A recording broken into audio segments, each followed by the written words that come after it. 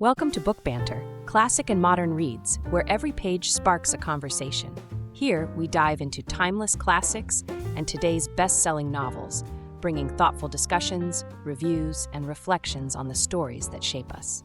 Whether you're revisiting an old favorite or discovering a new book, we're here to explore the characters, themes, and timeless truths within every page. So, grab your favorite book, settle in, and don't forget to subscribe for more engaging conversations with us. Let's get started. Welcome back for another deep dive. Today we're going back in time a bit to the Roaring Twenties. Oh, fun. To unpack a story that's captivating readers even now, almost a century after it was first published. Wow.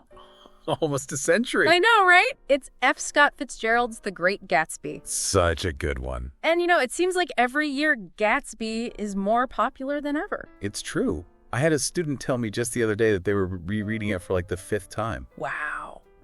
I know. Well, we've got it as a source today, and we're going beyond the glitz and the glamour to uncover why it remains such a powerful piece of American literature. It's interesting, because it wasn't a success right away. Really? Yeah, it seems like it resonated more as the decades passed, almost like we needed time to fully grasp how brilliant it is. That's really interesting. The 1920s, that was such a fascinating time. The jazz age, as Fitzgerald himself called it. Oh, that's right. He coined that term. He did. Wow. And he was right there in the thick of it, capturing that really intoxicating mix of, post-war euphoria, but also that moral questioning that was happening at the same time. What do you think about Fitzgerald's connection to this era? Well, Fitzgerald wasn't just dancing with Charleston. He was really aware of the changes in society beneath the surface, all that rapid modernization going on and the shifting morals, the anxieties about class and identity. These tensions are everywhere in his work, especially Gatsby. And you can't ignore how Fitzgerald's own life kind of mirrors the themes we see in Gatsby. The lavish parties, the crazy relationship with Zelda, his own struggles with disillusionment. It all finds its way into the story. It gives it a really raw, almost confessional feel. Absolutely. His experiences weren't just biographical details. They were what he drew. His creative energy from Gatsby isn't just a story. It's a reflection of who Fitzgerald was on the inside. Yeah. His understanding of what it means to be human and his commentary on the society he lived in. So let's all go back in time now to 1920s Long Island.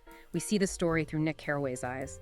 He's our narrator, and he arrives in West Egg full of ambition. He finds himself right next door to the mysterious Jay Gatsby, who's known for throwing these extravagant parties. What's so fascinating is how Fitzgerald uses these parties not just as backdrops for these crazy celebrations, but to really subtly expose the social dynamics happening at the time. Exactly. Gatsby's parties are more than just celebrations, though, right? They're meticulously crafted events to get the attention of one person in particular. Daisy Buchanan. Oh, Daisy. Gatsby's love for her is all-consuming.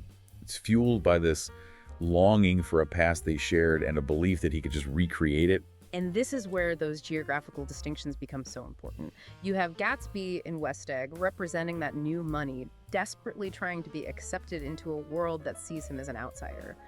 And then across the bay in opulent East Egg, there's Daisy living with her husband, Tom Buchanan, who embodies old money and all the privilege and entitlement that comes with it. This geographical divide really highlights the huge social gulf between these characters. It's true. It's like a visual representation of the social hierarchy of the time.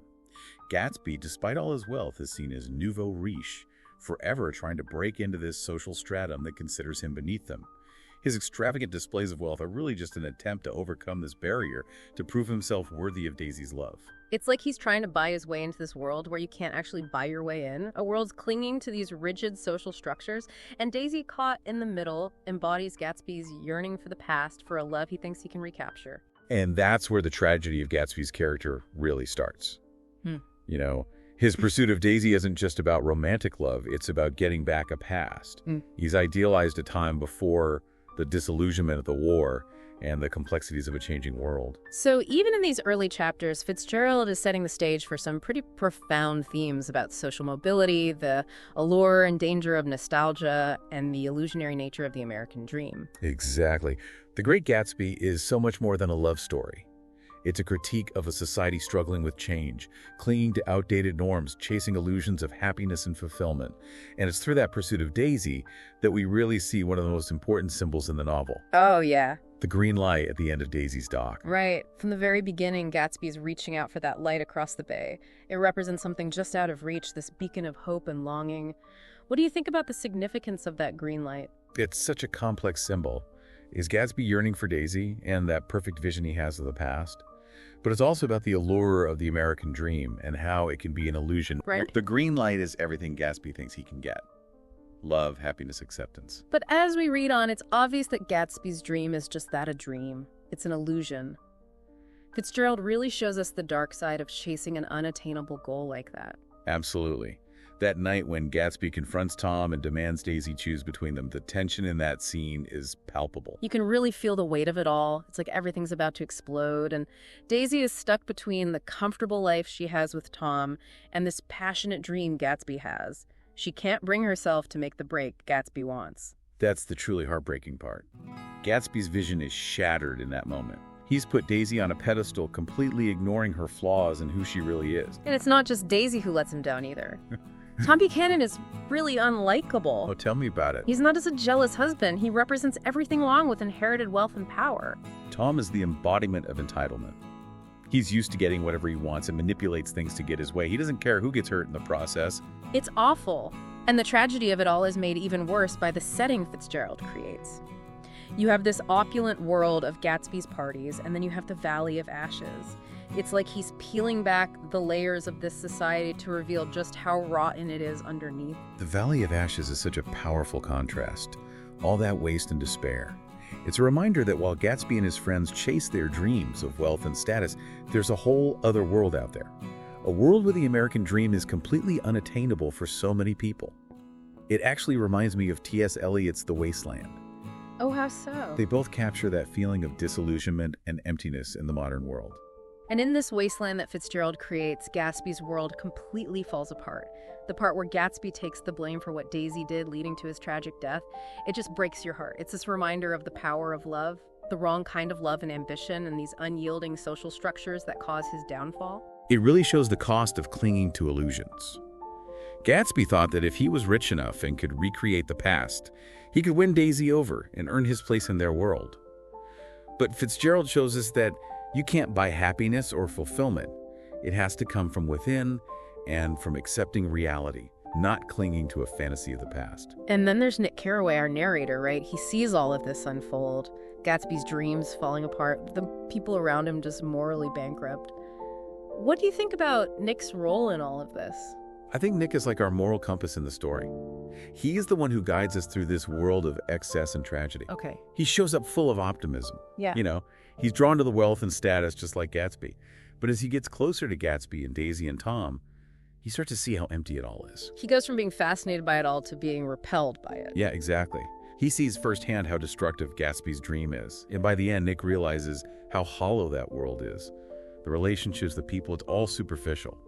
And Gatsby's yearning for the past is just misguided. Right, and that makes his decision to leave so significant. He goes back to the Midwest, right? It's like he's rejecting everything he saw in West Egg. All that shallowness and moral ambiguity. He wants something real. He leaves completely changed. The things he sees and the people he meets in West Egg, they leave a mark on him. He takes those lessons with him when he goes.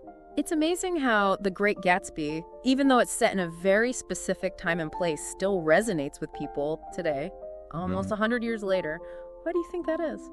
I think Fitzgerald was able to create these themes that are universal: love, loss, ambition, class, the allure, and the disappointment of the American dream. Yeah. They're themes that we still connect with because they're about the human experience. Everyone wants what Gatsby wants, right?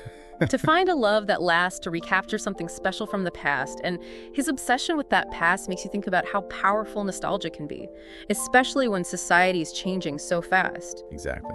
And then you have this social commentary. The novel really explores class divisions, the fact that money can't buy happiness, how dangerous these unattainable dreams can be.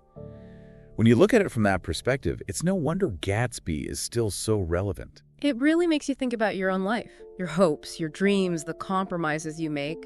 It's a story that stays with you. And that's really what makes Fitzgerald so talented.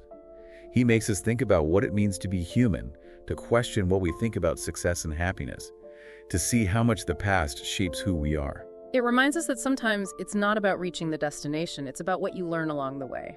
And that brings us to our final thought for this deep dive. Is the American dream, as Gatsby saw it, something worth chasing, or is it just a dangerous illusion? We'll leave you with that thought as you continue to explore The Great Gatsby. Thanks for joining us for another deep dive. We'll see you next time. Thanks for joining us on Book Banter, Classic and Modern Reads. We hope you enjoyed today's episode. If you love this conversation, make sure to like, share, and subscribe for more deep dives into both classic literature and today's must-read books. Drop your thoughts in the comments below and let us know what book you'd love to see next. We release new episodes every week, so stay tuned for more. Until next time, happy reading.